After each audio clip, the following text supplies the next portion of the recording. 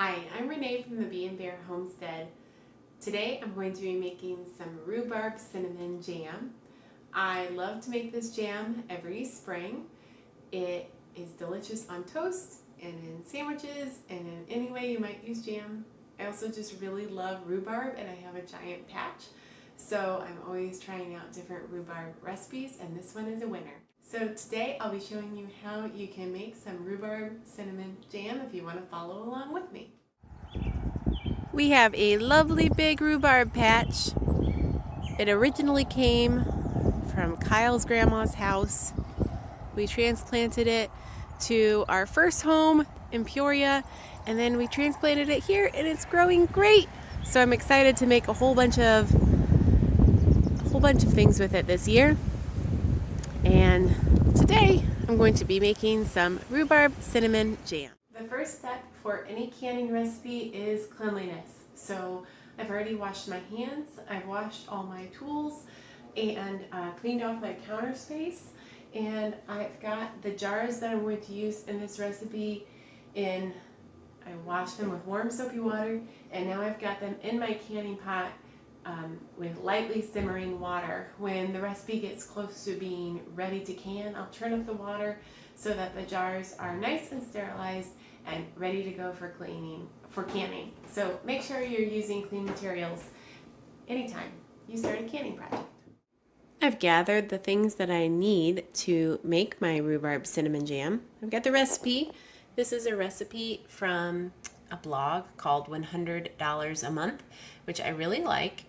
It's by a lady named Mavis Butterfield, and I'd recommend it if you like homesteading and canning and growing your own vegetables. I do recommend making sure you trust the website if you're going to use a recipe from the internet, but this recipe is in keeping with principles I know of safe canning, and I also know that Mavis has a lot of experience, so I trust it. I've got rhubarb that I harvested earlier. It's been washed and I cut off the ends that were in the ground and also, of course, the leaves. You cannot eat the rhubarb leaves. 6.5 cups of sugar, lemon juice, cinnamon, and sugar gel, as well as clean canning tools. So I'm going to go ahead and start by chopping up 6 cups of rhubarb. Pretty simple, just chop up rhubarb. It's just a stem, and this recipe calls for 6 cups. You could double it or even triple it if you wanted to. I'm just making a single recipe tonight. And then you are going to combine your 6 cups of chopped rhubarb with 1 cup of water, and you're going to simmer that on the stove to make a sauce. So that's the first step of the recipe. You have to use 2 pots. That's why I have this smaller pot. And then after I make the sauce with the chopped rhubarb and the water, you measure it out. You add the sugar, cinnamon, and lemon juice. Here's 6 cups of rhubarb and 1 cup of water in a 4-cup saucepan. The first step is to bring it to boil under high heat, and then after it's come to a boil, reduce the heat and let it simmer for 2 to 3 minutes until it becomes a nice mushy consistency.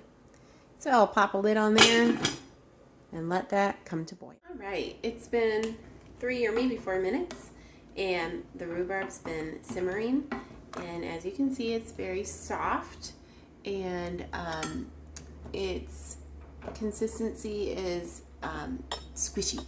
So it's going to break down even more as it heats up and we add other ingredients to it. So the next step of the recipe is to measure out 4.5 cups of the prepared rhubarb to a different pot. And the reason we're doing this is because we have to add a lot of sugar, and so we need a bigger pot. And the reason we're measuring out a specific amount of rhubarb is so that it will gel, because we're going to add some pectin, and if the ratio of prepared fruit to pectin isn't correct, your jam may not have the consistency that you want. So 4.5 cups. I add just a tiny bit more. It looks like I'm going to have just like the slightest little bit of rhubarb that isn't going in my big pot. So that worked out pretty well. Okay, now I've got 4.5 cups of the prepared rhubarb in my Dutch oven.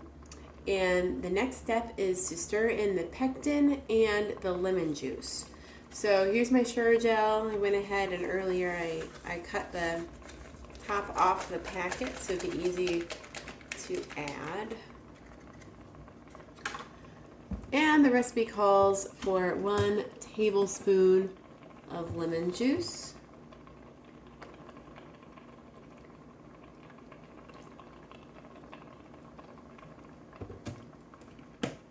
We're going to stir in the pectin and the lemon juice, bring it to a full rolling boil on high heat, and stir constantly. So when it comes to a full rolling boil on high heat, we'll add in the sugar and the cinnamon. And the need to stir jams and jellies constantly is why I measure out my sugar. And because I was adding the sugar and the cinnamon in the same step, I went ahead and added 1 teaspoon of cinnamon to the sugar. I have learned to measure it out in advance because it calls for 6.5 cups of sugar. And if you're supposed to be stirring it constantly while it's at a full rolling boil, and then you also have to fuss with measuring out your sugar, it makes it really difficult. My rhubarb, pectin, lemon juice, and water mixture has come to a full rolling boil, which means a boil that it doesn't stop boiling when you are stirring it. So it's time to add the sugar. So I'm just adding in my pre-measured 6.5 cups of sugar plus 1 teaspoon of cinnamon, stirring the whole time.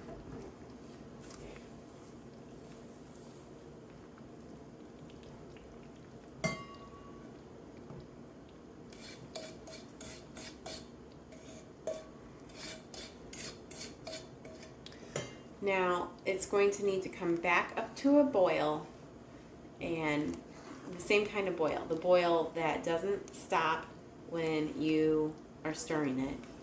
And then we'll let it boil for 1 minute, and then we will want to immediately put it into the jars, which is why I got the jars ready in my boiling water bath before I even started cooking. That's usually my first step. Get the jars ready, get them in the simmering water, and that way when your jam is ready to jar up, they'll be clean and the water will be warm, and it'll be quick to start the canning process. All right, as you can see, my jam is definitely at that full rolling boil.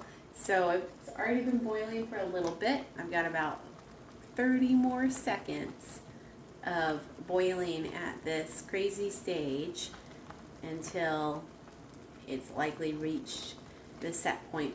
You can kind of feel the consistency change in the jam, and after you add the sugar, you definitely see the color change and the consistency change in your fruit.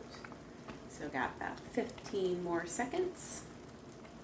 Then I'm going to turn off the heat. You can skim off the foam if you like with a metal spoon. I honestly usually don't bother unless there's an excessive amount of foam. I guess I don't mind the foam. It just tastes like jam to me. If you've watched one of my other canning videos, you've probably seen me using these tools. These are very common for canning. These are ones I got from my grandma. This is a jar lifter. You use it to lift the hot jars out of your boiling water. Here's a way to hold your hot jars so you don't have to touch them and get the rings on tight. This is a handy tool to measure the depth of fruit or vegetables in your jar, because for this recipe you only want 1/4 inch head space, which means empty space left at the top of your jar. So we're going to lift the hot jars out of the simmering water with the jar lifter. Then I will make sure that I only have 1/4 inch head space. I'll fill them up. Oh, one more tool. I'll fill them up using a special funnel for canning. Make sure I only have 1/4 inch head space. Wipe the top off with a clean wash rag so that there's nothing in to disturb the seal. Put a clean lid on top. This is the only part that's not reusable of a canning jar. And then tighten it with the ring. So I'm using my jar lifter to get my prepared pint jar out of my simmering water. My funnel there. And just use a ladle to fill the hot jam in my hot jar.